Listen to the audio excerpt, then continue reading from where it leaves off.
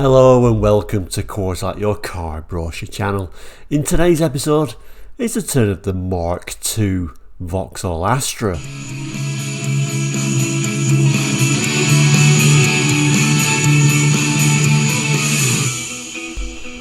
Welcome back, and Course Like, we're a car brochure channel, aren't we? Here on YouTube. If you're new, please consider subscribing. We look at car brochures from around the world, 60s, 70s, 80s, 90s, sometimes beyond that. Today's episode is for this. This is a 91 brochure, so a very late one actually for the Mark II Vauxhall Astra.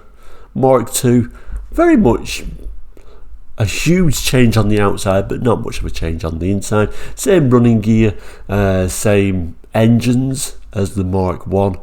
The real key thing was that aerodynamic, slippery shape. It was launched in 1984 and did actually run up till 1991. So like I say, this is kind of like the last roll of the dice for the Vauxhall Astra. 1985, European Car of the Year. I remember these coming out though and thinking, wow, look how futuristic that looks. And the Mark II was always my favourite. For whatever reason, now looking back, I prefer the Mark I, but I'm sure a lot of you love this model, and we'll certainly dive straight into it tonight now because it really is a large brochure, so let's do it. So here is the Vauxhall Astra Mark II brochure. Like I say, it's quite a big one. They made quite big brochures actually at this time, did Vauxhall, for whatever reason. We looked at the Nova and that was quite a large brochure as well last year. Similar sort of front cover. Top, we've got a dealer stamp or dealer sticker on the front, or decal, or whatever you'd like to call it. Walmer, Dover Road, Walmer. I'm not even sure where Walmer is. Answers on a postcode. What have we got here? Just 1991 models. It's actually dated January 91. This particular one. And here we do have my favourite Mark II Astra. Might as well share that while I'm here. And incidentally, this isn't my favourite model, even though I've zoomed right in. But my favourite Mark II was always the Vauxhall Astra Mark II GTE in white. There is the GTE later on. This isn't a GTE. I think it's an S. I was going to say it was an SRI then, but this is later on. So this is an SXI, I do believe. But it did remind me of those white GTEs, hence why I zoomed in there. Fortunately, the GTE in this brochure is in grey, which... no. I don't know what it is about white. I wouldn't say I like white cars, but top of the range or very sporty cars in white, I don't know, I quite like them. Is that weird?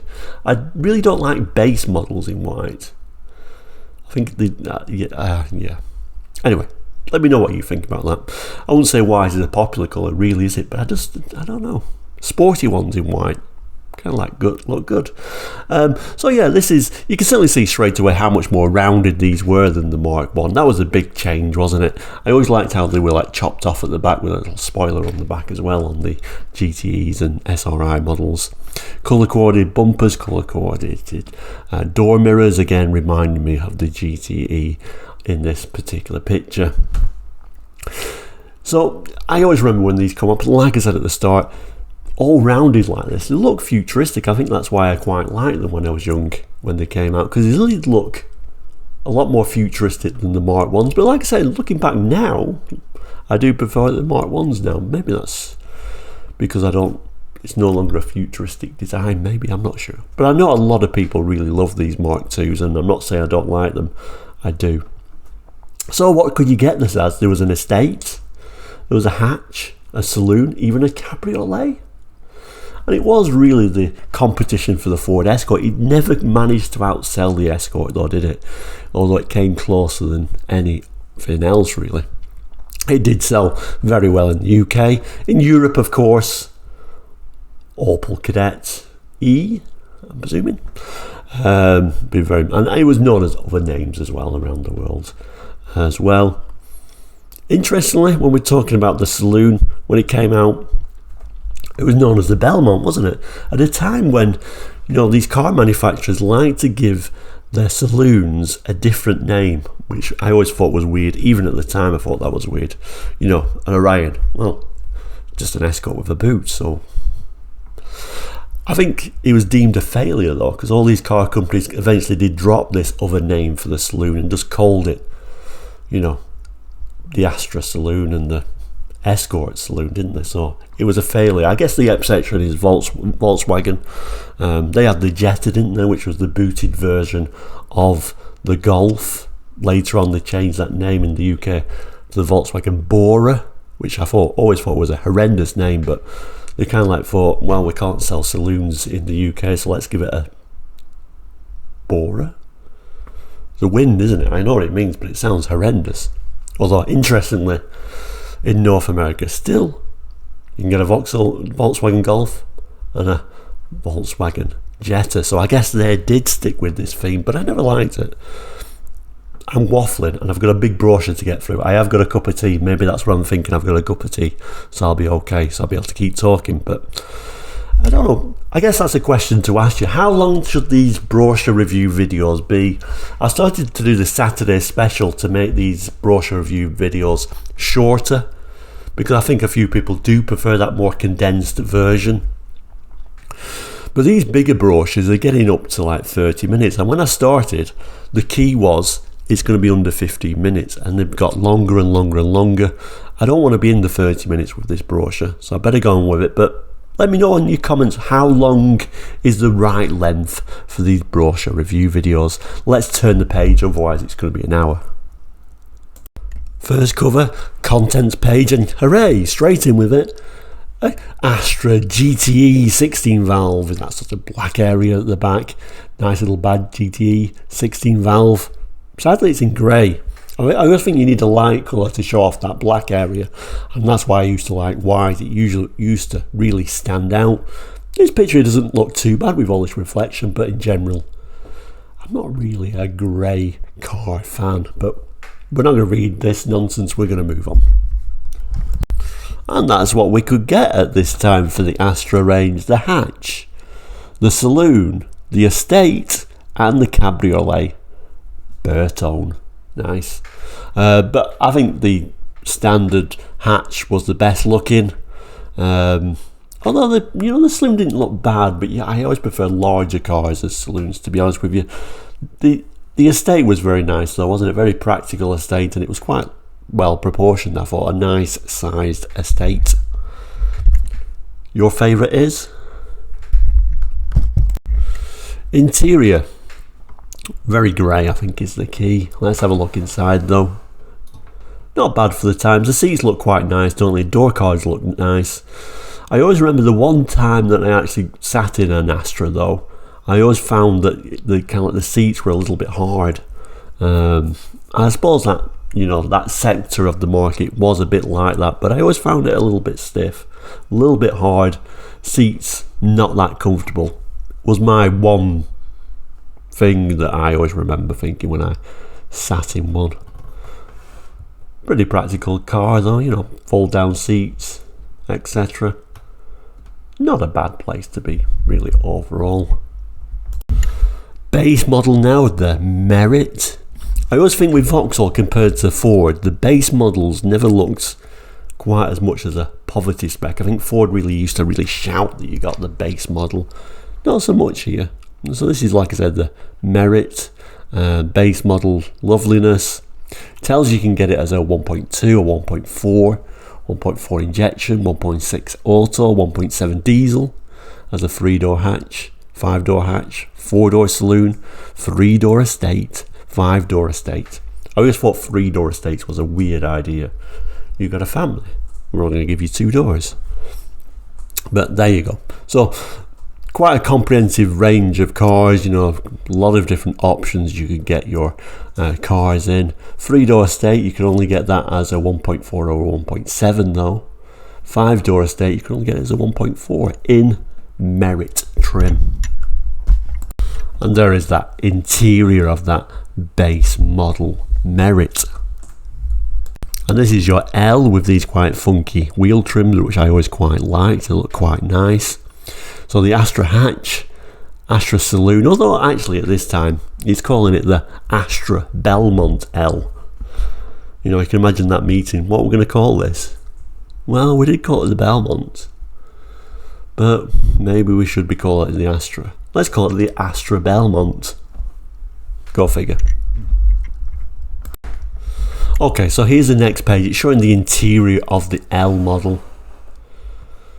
Starting off with this sunroof, you get a little bit of a blind on there as well. It is a manual, you remember them winding them down, but not too bad for an L model. Although of course, at the end of, you know, we're moving on to the Mark III, aren't we? This is the last roll of the dice for the Mark II, so you usually got more equipment on there, but quite nice to see an L model with a head restraint, isn't it? I think that's quite nice to see on there. Doesn't look too bad. It's a bit of a sea of grey, would be my criticism. And there we go, that little Astra estate. I always thought there was a nice size. I don't know. Just a handy size, not too big. Will the camera ever tune in though? There we go, eventually it did tune in. But yeah, I always thought this was a nice size really, not too big, but a very practical estate. Very straight tailgate on the back, which was useful. I used to like these wheel trims. Yeah, they're only wheel trims, but they look quite nice. Badging at the back, Astra, and then Vauxhall.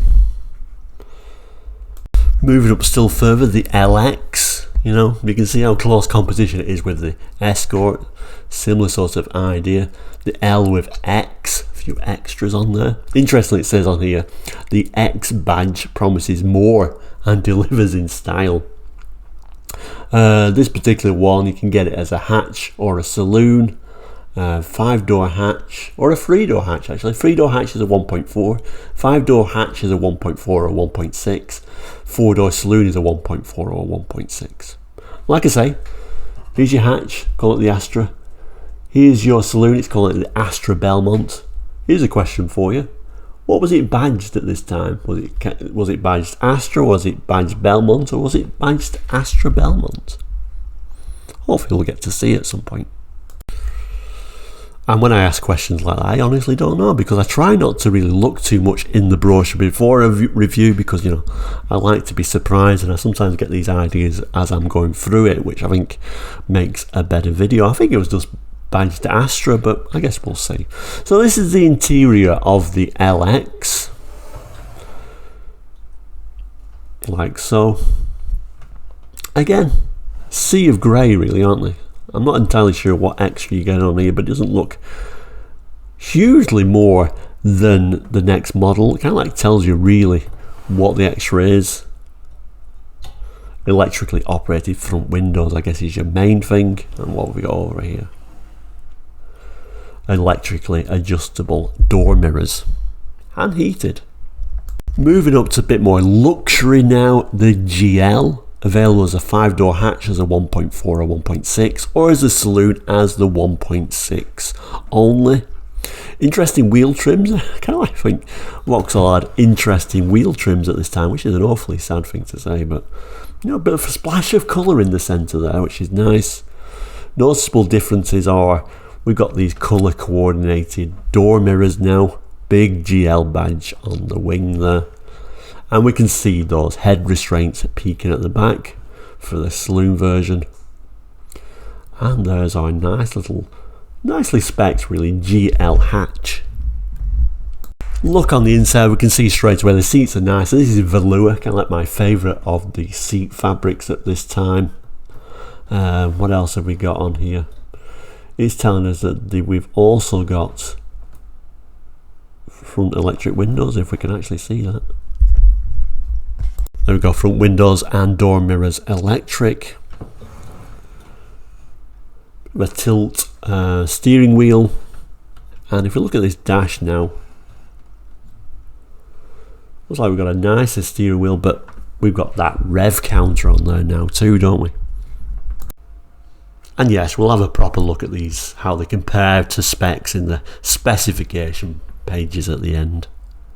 Top of the range now in Ford terms, this would be your gear. This is your Astra CD. Featuring these rather nice alloy wheels. in rather a pleasant colour, and of course we've got these colour coordinated bumpers on there as well. CD badge, used to show, you know, the badging quite proudly at this time, and a bit of a glimpse at that alloy wheel as well. Available as a 1.8 this, so it's a 1.8 hatch or a 1.8 four-door saloon. This is your four-door saloon.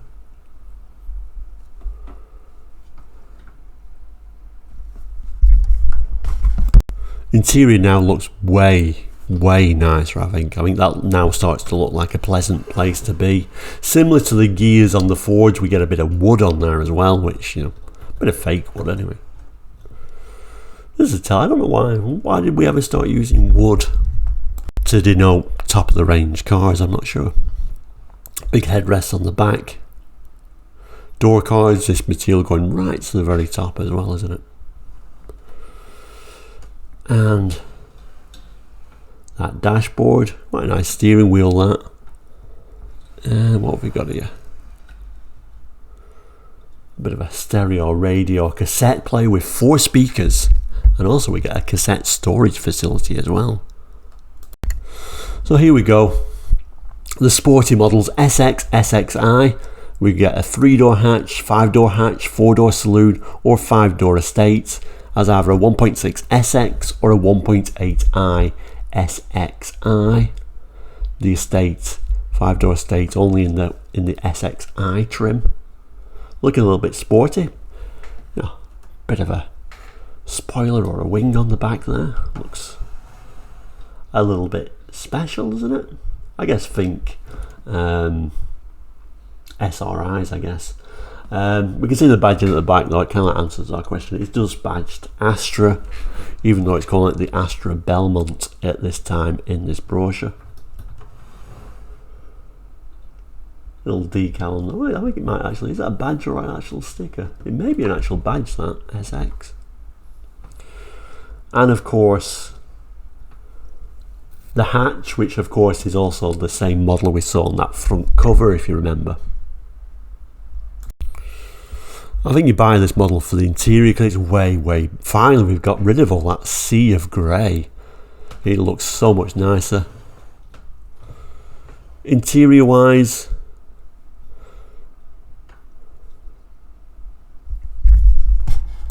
nothing too special on the dashboard though, to be fair, and that steering wheel really doesn't look sporty at all. But them seats do look nice, and them door cards, they do add a little something to make it at least feel a bit sporty when you actually get in the thing. And we get these front fog lamps are standard. And here we have kind of like the car, the Astra that you wanted really, the GTE 16 valve, available as a 2-litre injection, 16 valve, 3-door hatch. Now I seem to remember these actually started off as a Mark II with the 1.8 from the Mark 1, but they soon updated it to a 2-litre because I think the performance just wasn't there with the 1.8. I always remember these though. Nice look at the badge, but I always remember these square tips at the back. Look quite nice. And of course these big washers on the headlamps. Nice alloy wheels on there. Personally I preferred these in white, but nevertheless, you know, still looks something a little bit special. And then interior wise, kind of like preferred the seats on the previous model actually, but there you go. It doesn't look that sporty. We do not. Is that the same steering wheel with a GTE badge on it? That's a bit disappointing. We can see this electronic display though. I seem to also remember, I don't know at this time, but certainly at some point you can actually option it to have the standard analog as an option. But I think everyone used to just stick with this digital display, which, yes, I do like it in some ways, but ultimately the analog is way easier to read, I think, than a digital display. But I can understand why people would want that, because, you know, it does make you feel a little bit special. And that under the bonnet we get this bit of red, sporty. Here we go, practical estates. And of course, yeah, they're super useful, aren't they? You get the estates as a Merit, as your L, or as the SXI. I think the SXI estate may have been the only Mark II I ever sat in, and I think maybe that was why it felt a bit hard, because it was kind of like the sporty version, I don't know. But very, very practical. And still a little bit of a sporty look. I suppose I should also show you this. I do remember these in rallies, and like I've talked about in before, I think when you saw these as rally cars, or whatever car you was looking at as a rally car, you kind of like wanted one. This is obviously a GTE version. You kind of have to have a road going version to get into a rally track, but you know, it made you think, you know, ooh, let's go down to the Vauxhall dealer. Specifications page, and there's all the models: the Merit, L, LX, GL, CD, SX, SXI, GTE. Big range, really, isn't it? And then it kind of like gives you an idea of what particular features are on what particular car. I'm not going to go through all of it, the brochure would be too long, but I'll certainly put the camera on it, and hopefully you can, you know, just pause the screen if there's anything particular that you wanted to see, or indeed if there's anything you want to ask and you can't quite make it out. Of course, just ask the question, and I can always fill you in if there's any specific thing you're thinking, what did my Astra specifications actually had? I can't remember if it had this. You know, you're more than welcome to ask, and I will certainly have a look for you and jot it in the comments. I always remember a lot of these around, though. They were a very popular car in the UK, and I've no doubt the cadets were pretty popular in Europe as well. Further specifications and mechanical and exterior lighting as we go down. And what else have we got? Exterior styling continued. And then we've got wheels and tyres, low profile tyres, flush wheel covers, or alloy road wheels. It isn't the easiest specification page to actually view, this one, to be honest with you. But remember, it's going from Merit L, LX, GL, CD, SX, SXI and GTE. There's your engine availability. That's a bit of an easier graph to have a look at on camera. And I forgot to say, there was two models of GTE, weren't there? The standard 2 litre and the 2 litre 16 valve. Performance figures, nicely laid out. At a time when they still used to tell you how fast these things actually went. 1.2, not exactly fast, is it? Top speed 96 miles per hour. Okay. Acceleration 0 to 62 in 17 seconds. All that aerodynamics didn't really help such a tiny engine, really, did it?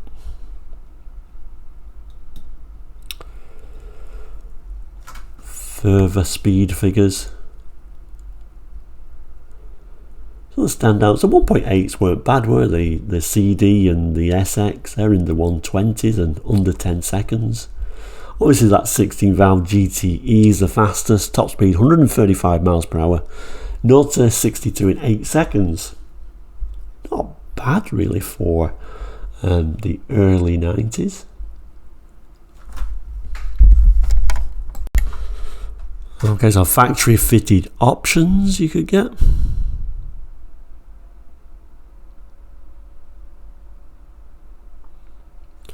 So interesting, you know, your analog was, you know, your standard equipment on all the models. But if you really wanted it, you could get it on the GTE and GTE 16 valve as a no cost option. No colour chart, sadly, but it does give you an idea of the colours. So solid colours, we could have Glacier White, Regency Blue, Nordic Blue, Mexico Red, Flame Red and Black. And then metallics, we could have Silk Violet, Diamond Black, Mistral Grey, Florida Green, Rembrandt silver, star silver and Westminster blue. And there's really also a bit of a special colour there at the bottom, that Bordeaux red. Like I said, no colour chart sadly, but it does give you an idea of some of the fabrics that you can actually get. Always useful to have a look at, particularly if you're repairing seats, or more importantly just doing a full restoration and seeing what are the right seat colours for my particular Astra I've got. So I will include those.